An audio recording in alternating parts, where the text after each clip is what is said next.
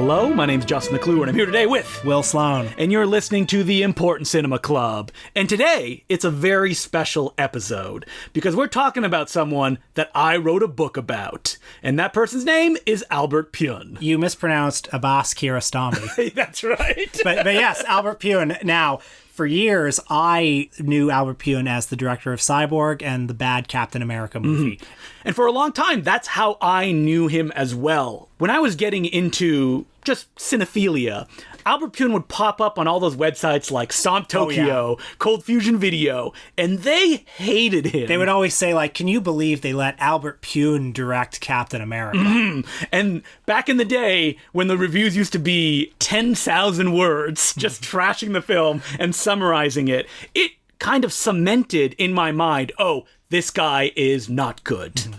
And that changed for me when I stumbled upon a film that he made called Mean Guns. And Mean Guns is a film that came out in the 90s. It starred Christopher Lambert and Ice-T. It was released direct-to-video, and it was made for a song. One of the notable parts about the film is that it's one long gunfight, but there's no squibs, there's no bullet hits anywhere, because when they shot the movie in, I think, 6 to 10 days, they couldn't damage the prison they were shooting in, which was a $1 billion complex that was going to open in a few months. Mm-hmm. And when I saw this movie, I was surprised that I loved it as much as I did, because it was presenting something that I liked, John Woo-style gunfights, but it was also weird. It was too bright. Everything was shot in wide-angle lenses. The lack of any pyrotechnics. A mambo soundtrack through all of it. There was just something there, like a passion, a drive, that you don't always get in these like DTV action films, and that kind of sparked my imagination. And I think that I may have seen one or two of his films after that, but that didn't drive like a, oh man, I gotta see everything that Albert Pyun has made. That came much later. And you know, it's funny to me because Albert Pyun has been around forever. He's made over 40 movies. He worked in like the golden age of Canon Films, which is, you know, that company that has so many fans now. And he's worked with so many people, but he doesn't have that big a cult following. No, he doesn't. He has like little pockets here and there, and most of the time it's people going, I love CYBORG or I love Captain America, because it was a part of their childhood. Mm-hmm. But I have not stumbled upon many people who go, oh, I like other Albert Pyun films that people don't talk about. Now, I always knew Albert Pyun as sort of like this affable guy who, like, he'd pop up in comment sections on the internet. You know, he's taken a tremendous amount of abuse from people over the years. Yes. And I remember hearing a few years ago that he was diagnosed with dementia, and he still works. He's still making films of some kind or other. And then you told me that he made this movie called DECEIT. Mm-hmm. And what was the story behind DECEIT? So this was the thing that really made me go, whoa, who is this Albert Pyun guy? And the story goes that Albert Pyun shot CYBORG, and his intention for it was it to be kind of a Ronin story, like a wandering samurai type. And his original cut of the film had this groaning guitar score, almost like doom metal by Tony Ripperetti and James Sad. And the story goes that Canon screened that version in a preview for just a random audience, and they hated it. They left saying like, oh my god, the movie gives me a headache. And it didn't help that Albert Pyun said, I want to release the movie in black and white. I think it will work better that way. So Canon freaked out. One of Jean-Claude Van Damme's friends, Sheldon Lettich, who would also direct a bunch of Van Damme films, was at that preview screening. He called up Van Damme and said, CYBORG is a disaster. You need to come in here and you need to fix it. And JCVD worked on the re-edit of CYBORG. Pyun didn't like this, but he went along. I think that in his career, one of the things that defines him is that while he has all these wild ideas, he often goes along with it if it will get him to the next project. The classic, oh, well, you know, the next one will be better. Like, this may not work exactly how I want it to, but I can fix it the next time. And so Canon forced Pyun to do reshoots on CYBORG. And Pyun decided, okay, if I have to build a new location and we have to rent this equipment for a week, why don't I just shoot another feature film? And because they rented the equipment for a week, Pyun shot the CYBORG stuff really fast, got everybody offset, and then during the nights shot his film, which was called DECEIT. In only 3 days. In only 3 days. Yeah. One of the actors that's in the film that I spoke to said that you got one take, and if you screwed it up, you did not get a second. And he points out that one of the monologues he has is in complete darkness because he missed his mark. And I know that when you started to become obsessed with Albert Pyun, and I believe obsessed is the right word. I mean, I wrote a book on him. I hope so. Nobody watches 44 Albert Pyun movies and is sane. That's right. But you were very drawn to the fact that he's this guy who just has to create. And, people call him a hack, but a hack doesn't just, like, a hack is just cashing a check. William Bodine is a hack. Yeah, but this guy is like, he's drawn, and it doesn't even matter so much what the finished movie is, it's the act of making it, and he constantly has to make films. Even right now, suffering from dementia, he's still making movies. Yeah, even right now, he's on his Facebook trying to get the funding for his next picture. And you look at something like Deceit, and it's also a movie that it was made by someone that was hungry and like wanted to do something specific. Whether you think it works or not is up to debate, but he was trying something, and that's something that I find really appealing. And watching his movies now, it's like I can see that he's always trying something odd and interesting. There's always very strange decisions being made.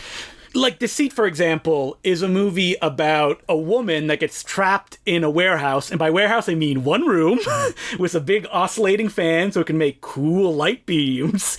And she's propositioned by two men, one of them crazy, one of them more like a slick Wall Street type, who want to have sex with her. That's what the entire film is. And also, they're aliens. Yeah, so it's like a sci-fi, very minimalist sci-fi film. And these guys are going to destroy the world in an hour, but they've been given this temporary reprieve so that they can have physical relations with a woman. And that sounds very exploitative in the way that it presents itself, but what it really is like this David Mamet-ish light, like bouncing dialogue between everyone. It's like a Fringe play. Yeah, exactly. And it looks great. I wish I could have seen it in a better version. I mean, the version I saw was like a VHS rip. The only way it exists. And, Albert Pyun's movies, when you see them in HD and widescreen, look a lot better than you may think they're going to look. And like this movie even ends with a feminist message where the power is put in the woman's hands to destroy the world if she decides to or not. I watched a trailer for this movie when it was being released on video. It was like, he shot this movie using basically the resources for the Cyborg reshoot. You can see it's the same set. At one point in the climax of Cyborg, they go crashing through a wall and they land on the Deceit set because that was the reshoots. And he sold this movie back to Golan and Globus had split at that point. There was this company, 21st Century Films. I can't remember if either Golan or Globus ran it, but he sold it back to 21st Century Films. He did. And they were just impressed that he was able to pull it off. Yeah. So I saw this trailer for the release where it's like from the original video release, and it's really plays up like it's this camp thing. It's like Gary Owens narrates the trailer. Really? And if you know his voice, it's kind of a silly voice. It's like, two aliens from outer space or out of this world in Deceit, And that's not what the movie is at all. No, it's like very austere and very dramatic. What's funny about the film that I learned talking to the actor that's in it, Norbert Weiser, is that there's a kind of ambiguity about if these men are aliens or not that the film actually destroys because it clarifies it in the opening that something weird is going on. And that was added after the shooting was completed and they needed it to be padded out. So it's weird that he went in and kind of muddled the structure of his film that he was trying to put together. Yeah, the tone of the opening is much different. It's sort of goofy. Yeah, so maybe the trailer had been cut at that point and they were like, you need to make this seem more like the, we're having fun, as opposed to this weird, as you said, kind of fringe play. Now, I was also surprised to learn from your book that the first Albert Pyun movie, Sword and the Sorcerer, was actually like a pretty big hit. It was number 19 at the box office the year it came out. Yeah, it cost $4 million to make and grossed $40 million. Yeah, so like he started at the top and worked his way down, just like Orson Welles. Where did he come from?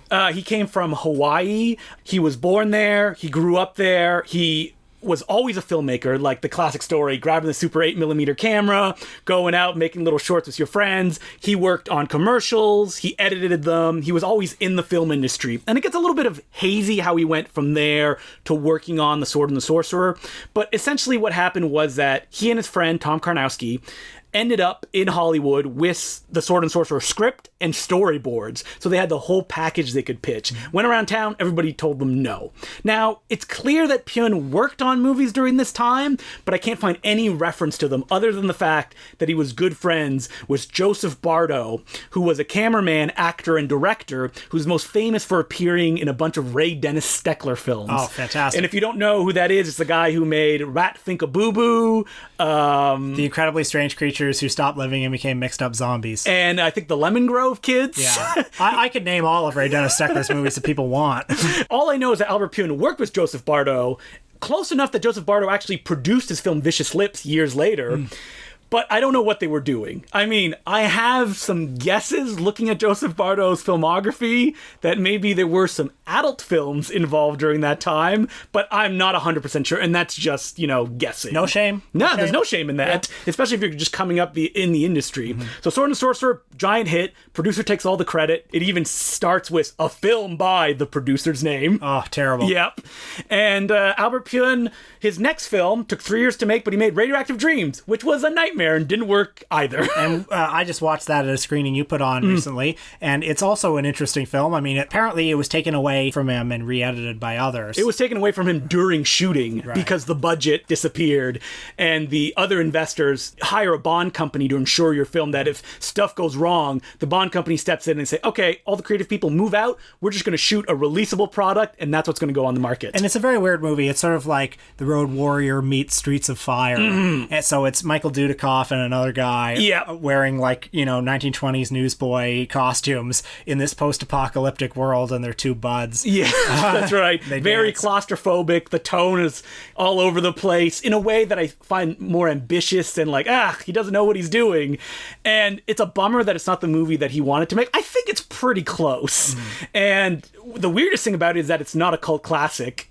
Something like Streets of Fire. I mean, it's a little half-baked, but it's got a lot of fun stuff. Streets of Fire is pretty half-baked, too. Yeah, I don't mean to say it isn't. Yeah. So, knowing that The Sword and the Sorcerer was such a big hit, things could have gone so differently for him. What if Steven Spielberg saw that and said, hey, let's get him to direct The Goonies or something? Even at that time, there was a rumor that, it's really the cinematographer that directed all of Sword of the Sorcerer. And if you see people talk about Albert Pyun around the internet, especially in the early 2000s, there's a lot of that, he's not really the director, it's this person that did it, which he made 44 films. It's not somebody new comes and saves his butt every single time. Yeah. And his vision, his auteurist vision, is pretty consistent throughout all the films as well. What would you say that vision is? What unites these films? Is it not so much the movies themselves as it is the idea of making them? I think that him and me, we like all the same stuff, and I think that says a lot about my attraction to his films.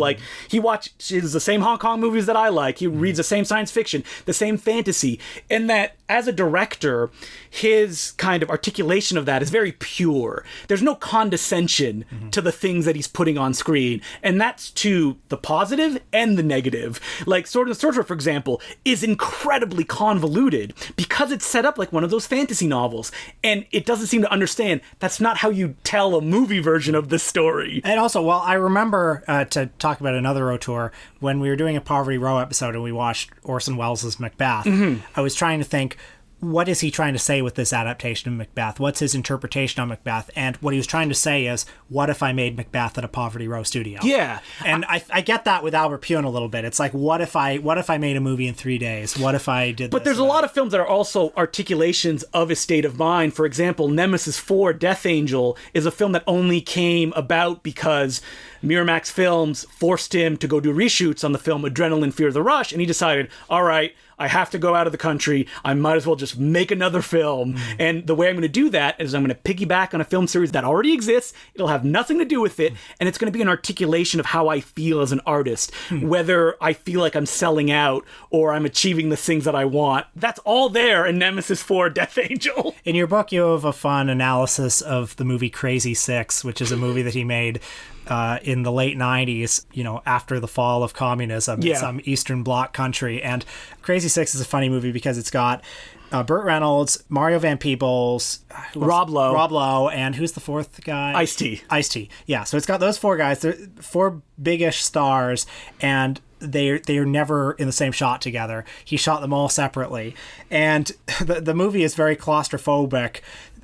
Like, you never get any like great sweeping vista shots of this country, but I mean, it's well shot. Like, all the scenes have interesting things that he's doing with colors and lights. Well, the cinematographer George Muradian, who worked with Albert Pyun all through the 90s. I mean, this is something else that's attractive about his filmography, is that he kept working with the same creative talent, so you can almost feel an evolution of their style. And something like Crazy Six wouldn't exist if they hadn't shot at all these locations and they're like, all right, we need to find a different way to do this, so let's make it look like a Dario Argento nightmare, even though nothing is going on. I think the movie has this sort of airy, dreamy tone, like an Abel Ferrara movie, like a later Abel Ferrara movie has. I also compared it to David Lynch in the way that a lot of the scenes are propelled by the music. It's just someone singing, and it's like fading to all these colored shots of just faces looking into the camera. Rob Lowe looking smoldering. But I think that the issue with something like Crazy Six is the issue that came up over and over again in Albert Pyun's career, is that I think these things interest him, and it interests him to explore them in different ways, but he's not always delivering on the stuff that you expect from these genre products. Like, Crazy Six presents itself as a crime action movie, and there is no action and very little crime. But it's Rob Lowe on the run. Yes. Because there are several gangs in this country, several drug-affiliated gangs, and two of them have decided to team up and stop a third one. The third one being led by Ice-T. But then, there are some double crosses. There's some. But there's mostly just hanging out at bars and like staring off into space. All the plot happens in the first 10 minutes, and then it's Rob Lowe looking sad in a place while the music plays. And I can understand if you had gotten this on video being like, what the hell is this? But MVD put out a Blu-ray that looks stunning. Like, all the colors are perfect. It's incredible, yeah. And the cinematographer told me when I interviewed him, he never considered that these were going straight to video. If he did, and he modified his shooting style, he would just give up. What's the point? He shot them like anamorphically with tons of filters that would never show up on video. And they would play once in probably the studio theater to screen it to the cast and crew on 35mm, and then they were just dumped right to video, and that was it. No prints were probably made either. Tragic. Yeah, but now we get to see them on Blu-ray the way they were meant to be seen. Yeah. I mean, one of them that you watched this week was Cyborg, right? Yeah, so Cyborg is obviously his most famous and beloved movie. It's another sort of Mad Max type thing, although heavily influenced by Japanese samurai movies. Yeah. Set in a post-apocalyptic world where, how would you describe the plot? It's like in the theatrical version, a virus kind of like destroyed the world, and there's a woman that has the cure to the virus that Jean-Claude Van Damme has to help across the country to the last settlement and save the world. There are various very funny fights that happen as it goes along. It's like, you think sort of a cheesy 80s Jean-Claude Van Damme movie. film. Yeah, like this is it. Yeah, and this is like the ultimate example of it. They're all wearing ridiculous costumes. And the reason for that is that Canon Films was supposed to make He-Man Masters of the Universe Part 2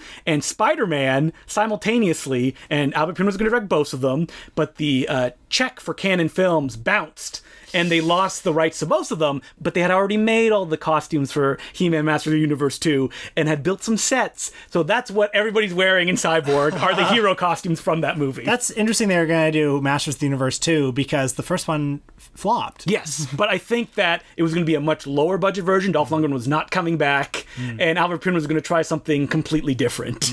Would they have been good movies if he had made Spider-Man and He-Man Masters of the Universe 2? Probably not, but they would have been interesting. Yeah, I would have enjoyed seeing Albert Pyun Spider-Man. I mean, when Albert Pyun, after he had all those disasters at the beginning of his career, he ended up working for Canon, and he made some pretty safe pictures that made money and were released theatrically. Stuff like Dangerously Close and Down Twisted. Not my favorites, but he showed that, hey, look, I can color within the lines. Also a Mystery Science Theater movie, Alien from L.A. with Kathy Ireland. Which I avoided forever because probably one of those bad movie reviews. And the movie's not so hot, but it's fascinating when you watch it, realizing that he just ripped off, was inspired by Terry Gilliam's Brazil throughout the movie. The whole setup of the film is like that. There's an interrogation room. At one point, he tries to do like a swashbuckling, like a Thief of Baghdad kind of stuff, but he doesn't quite pull it off. But even those attempts are fascinating to me. And the movies that I love are enough for me to look at the ones that are like kind of ramshackle and try to find the stuff that's good about them. Because like Nemesis, which you saw, is like real solid, great movie. Looks great. Yeah, that he pulled off the John Woo style action, doing doing stuff you've never seen before or really since, and tons of special effects. Like the budget, the time, the creative crew were there to just nail that film. Well, I know one that you liked and which I enjoyed too was Knights from I think 1992 or 3, which is sort of a wuxia type movie. Yeah, the Flying Swordsman film from Hong Kong. The most popular example being Crouching Tiger, Hidden Dragon, or Hero. But you got to consider that Albert Pyun was making this in the early 90s, so these films were not even like a glimmer in any of the studio's eyes. But I was fascinated by how much it looked like a Hong Kong movie from that time. Not just the way the camera moves, like a lot of these like zooms and close-up shots of the fights, a lot of low-angle shots, and also just the sort of the way the sun hits the camera. Yeah, the way it's edited. Yeah. Like, I mean, the cinematographer said that on that film, they went in with the rule that they would use no artificial lights. So it's all lit with mirror boards. So there's like a harsh, sweaty light on everyone. And this is a movie that also ends with a pretty lengthy 20-minute action scene that these kind of DTV films don't deliver, because why go to all that trouble to make something that kind of ambitious? And they are Hong Kong style fight scenes, people leaping through the air, yeah, you know, calling the moves that they're saying. It reminded me of Troy Hart's The Blade, and then I was surprised to learn The Blade came out years later. It reminded me a bit of Godfrey Ho's Ninja Terminator. Oh, that's not a very Well, I like Ninja Terminator. I don't know about you. But it feels like that too, because it's like it's this post-apocalyptic world again, and it feels a little bit like they're shooting it at the park. Yeah. And well, they're actually shooting it like on Monument Valley. So there's actually these big expanses. it does look good. Yeah, there's scope. But the fact that the people in it, they're wearing these costumes that sort of look like thrift store costumes. And I'm saying this with affection. Yes. It's like it's got a lovingly handcrafted look to it. All of which reminds me just a little bit of Godfrey Ho. So this is the movie that the review that I vividly remember where the guy compared Albert Pyun to Ed Wood and said stuff like, the villains take on the heroes one at a time. Isn't this crazy? And it's like, come on. Have you ever seen a Kung Fu movie? Yeah, any Kung Fu movie. Yeah. And they're doing stuff in this picture that they, you wouldn't see around this time. Like, the climax is crazy, where Chris Christopherson, who plays a cyborg, gets cut in half, and the hero, played by Cassie Long, a real kickboxer, straps him to her back, and then they, like, sword fight together, back to back. That's the kind of stuff that, when Albert Pyun just kind of, like, knocks it out of the park, and he nails an ambitious idea, that's when I stand up in my seat. I'm like, ooh, yeah, that's why I like him so much. Now, things get a little shakier later in his career, where he ended up doing stuff like directing 3 feature films in around 18 days with a bunch of rappers in an ex-communist country. And those are not good. And those kind of came to define him in a certain way in the late 2000s. A lot of those have Snoop in them, right? Yes, they do. I mean, one of them has 2 minutes of Snoop from documentary footage in the opening credits, but he's still on the cover of the film. Real 36 Crazy Fists. Yep. But even then, his film career is so interesting to study from beginning to end, because there is like this kind of up and down wave pattern to it. And his inability to give up. Like, he will not say, all right, I'll just do something else. And he always adapts to circumstances. There's a movie that he made late in his career, which I read about in your book, and I'm forgetting what it's called, but it's like a lot of it's like shot on the dash cam of a car. Yeah, it's called Infection. Yeah, he made that film completely independently. It's one long take from the dashboard of a vehicle. So it's weird when I read people say like, he's such a hack. I think they're using the term that they don't like his movies, because he's obviously trying stuff. Yeah.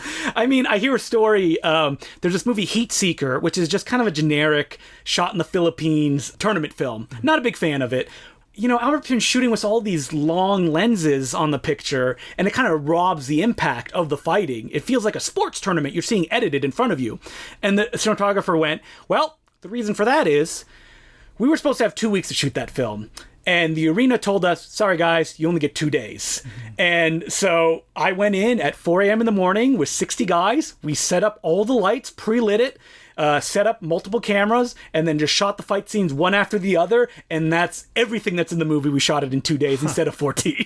Incredible. And even if you don't like the movies, when you hear stories like that, you're like, wow, that's crazy. Yeah.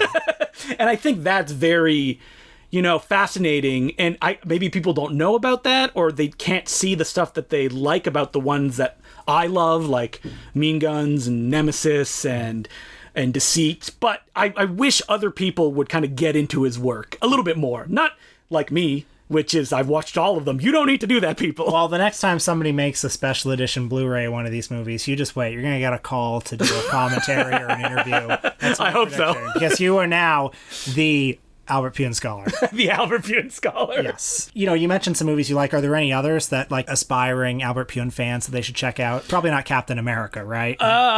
Captain America... I talk about it on this week's episode of No Such Thing as a Bad Movie. Listen to that episode, and with that context, watch Captain America, and I think you'll enjoy it a lot more if you just go in kind of, I just want to watch a superhero movie. I like the Captain's rubbery suit. Yes, I like how much of a loser he is. And if you watch it through those eyes, it's much more enjoyable. I mean, in the book that I wrote, Radioactive Dreams, The Cinema of Albert Pyun, there's a section at the beginning where I offer a few kind of movies I think people should check out.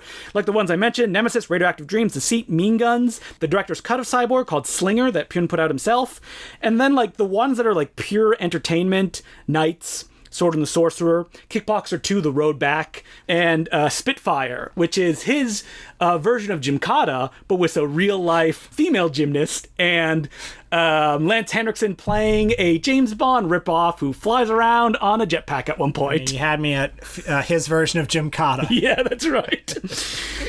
So I hope I've piqued people's interest and they want to check out this book, because I did write it in a way that you're supposed to read it from beginning to end, not skip to the movie you like and just read what I said about it. I think it benefits from being read from beginning to end, because it's like you follow this guy as he... there are hopes, and hopes are dashed, and yeah. then, the walls start closing in on him, and he's still fighting. Yeah. And I would also recommend Brain Smasher, A Love Story, the Andrew Dice Clay film that Albert Pyun made. Wow. Yeah, of course. That doesn't even need to be said, right? Yeah. But I think of that as more of an Andrew Dice Clay film than I think of it as an Albert Pyun film. Yeah. Who's the true author? Oh, man, you'll just have to watch the film yourself and check it out. I mean, I think that Albert Pyun will get the respect he deserves once context is applied to his films and they're released properly. Because there's still not even, like, Mean Guns, which is one of my favorites.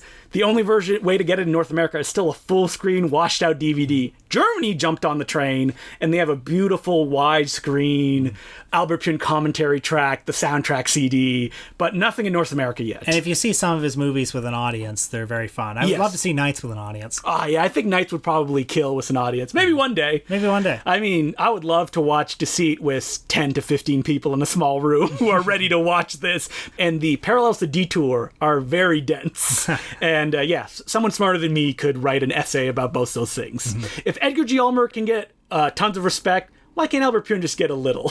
Because he just showed up at the wrong time, I think, in the 90s, where the super fans weren't kind of glomming onto him like they did with people in the 40s and 50s. Mm-hmm. And maybe just time will be his friend. Do we have any letters this week?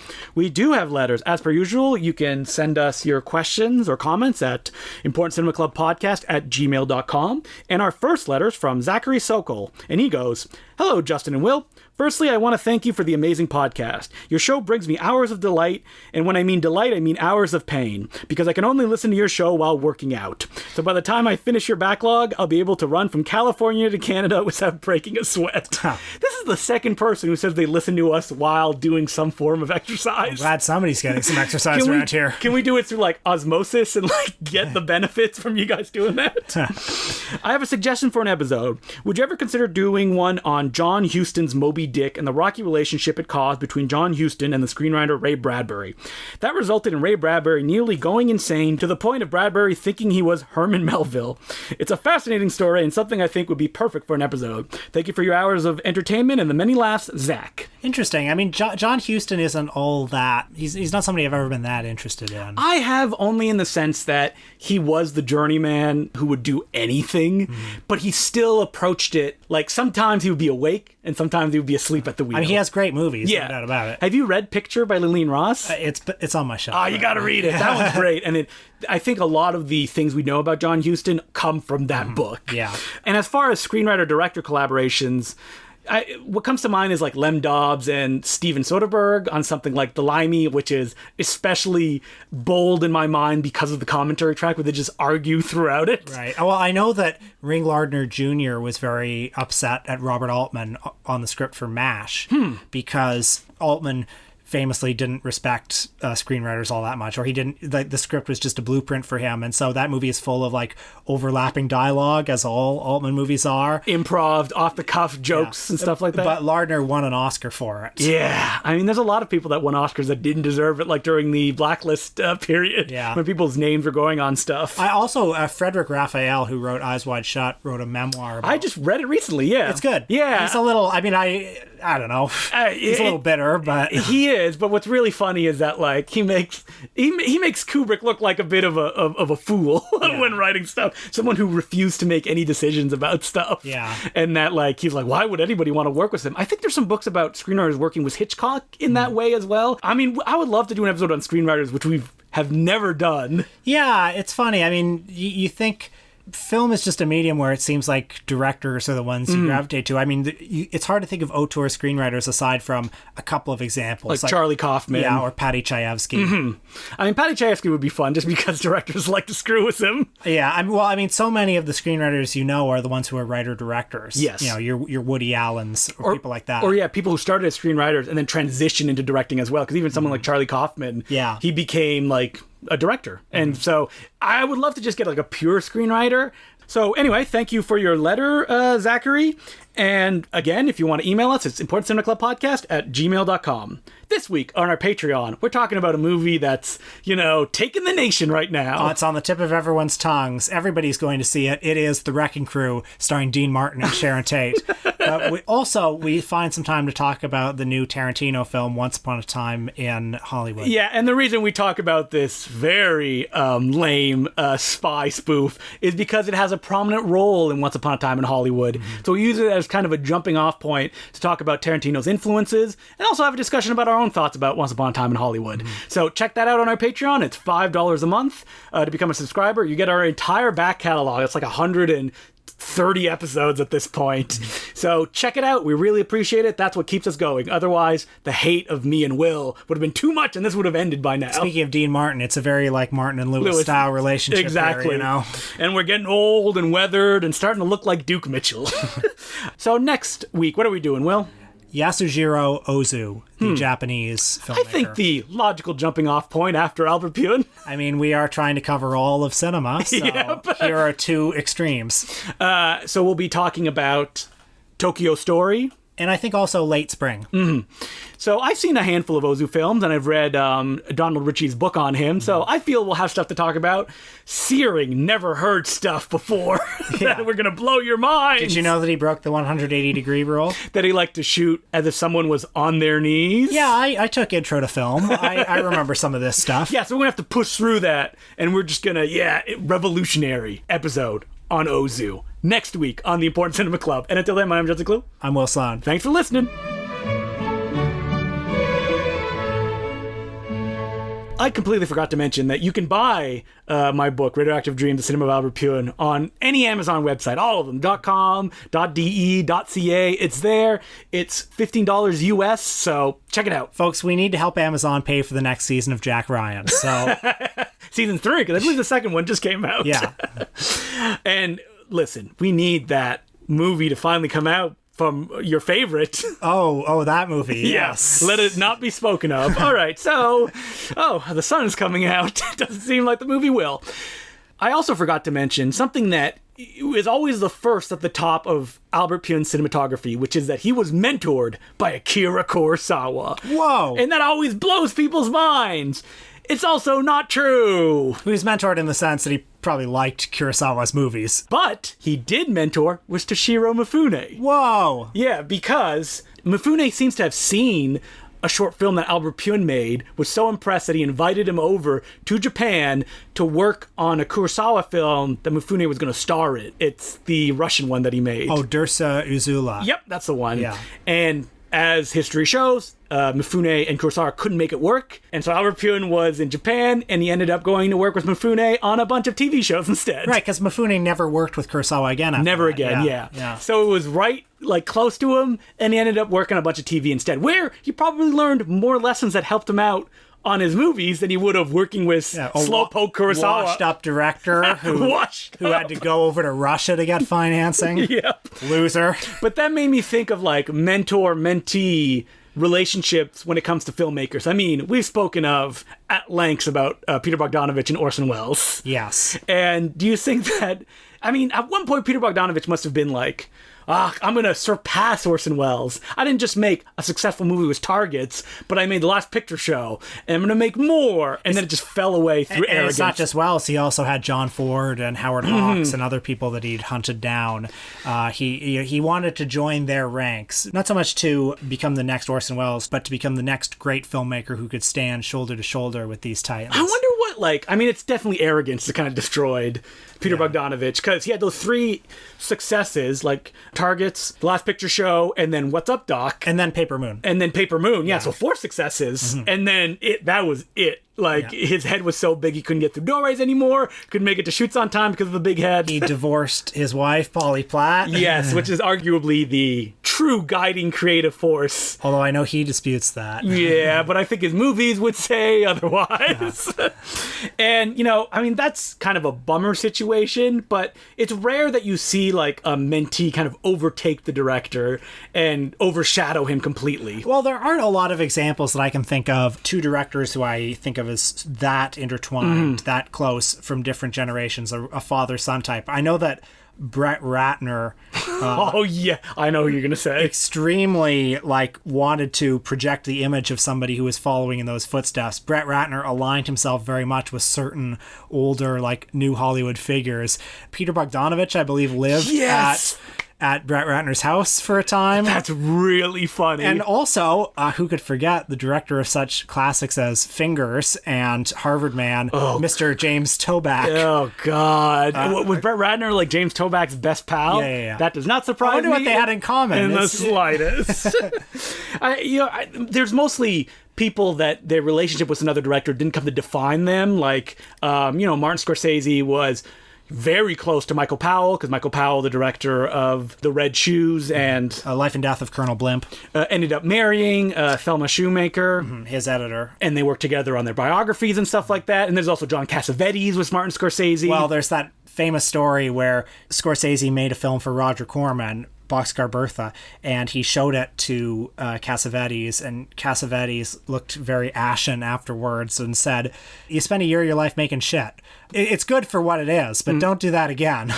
That is a very harsh critique. Yeah. I mean, you just reminded me of the king of mentee directors, and that's Roger Corman. Well, that's absolutely true. And, Joe Dante, for instance, still very closely aligned to Roger Corman. And Jonathan Demme and Jonathan Kaplan and Alan Arkush, all these people that came out of the Corman school of filmmaking. There's that story that Ron Howard always likes to tell about working on Grand Theft Auto, and he said, we're doing this big derby, this demolition derby climax. It's supposed to have a huge audience. We have 40 people here. It doesn't look like it's a full house. Can we get some more extras? And Corman said, well, Ron, you're going to have to work with 40 people. But the good news is, if you do good with this picture, you'll never have to work for me again. Every time I look at Twitter and I see Roger or something like that, trending, I'm like, oh, no, because Roger Corman's going to pass away. Probably sooner than later, I would say. Man. If you know what I mean. I just want him around forever. Because he's a link to another age. Because once he's gone, they're all gone. Yeah, there's no more of those. I mean, there was no one like Roger Corman. No. And I don't think there ever will be. Actually, yes, there will. His name's Justin McClue. Yes. And I'm taking your investments right now. At Albert Pyun. Yeah, and Albert Pyun, who started a company called Filmworks because he wanted to be a Roger Corman-like business model, but he just couldn't quite get it off the ground. Well, it's hard. Not everyone can be Roger Corman.